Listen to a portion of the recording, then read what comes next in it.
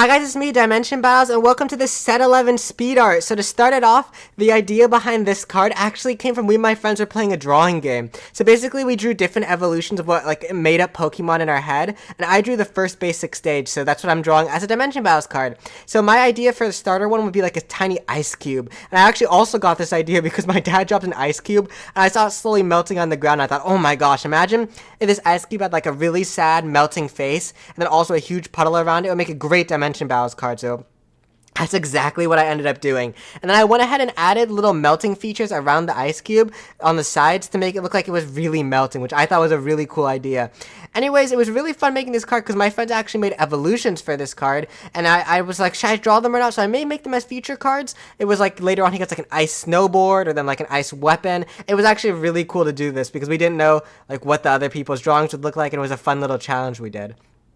Anyways, this card, wait, sorry, I almost messed up my commentary there, but anyways, you know what's funny about this card? I haven't drawn an ice type in ages, and I was really thinking the ice types are just really underappreciated. Like, I make a good amount of ice. Actually, you know what? I think air types might be more underappreciated than ice types, you know?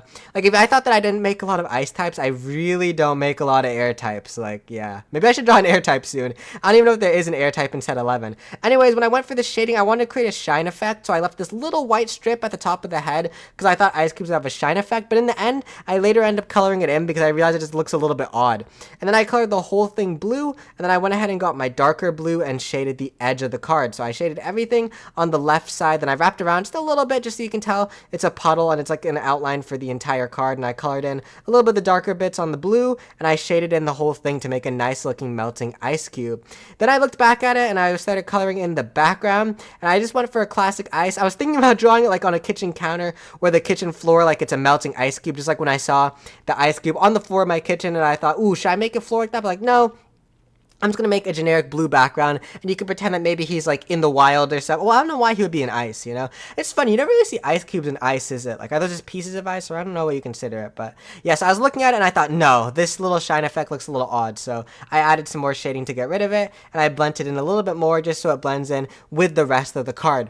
Also, comment down below if you guys have any ideas for ice types, because I feel like I really don't make enough ice types. I noticed that before, but, yeah, ice types are underappreciated. Like, I called the card Icy because it's, like, an ice type, so Icy. It's a cute name. I like it. And I knew I was going to make him really weak, but I didn't know what I should make the effect.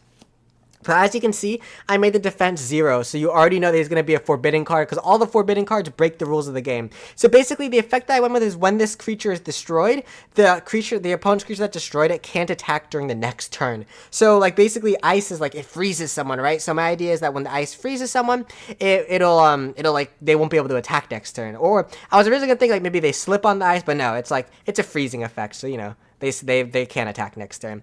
And then I thought, but no, that's not strong enough. I need more abilities related to ice types. You know, I was going to put in the sleep, and then I was like, no. You know what? If he's a forbidden card, he needs another ability. So I added an effect that says if he's in the discard pile, every single ice type on your field gains 100 power, which will definitely help out all the ice types in the future, because I really tend to neglect the ice types. And I drew the little ice type low, which I kind of messed up. I still think it came out pretty good.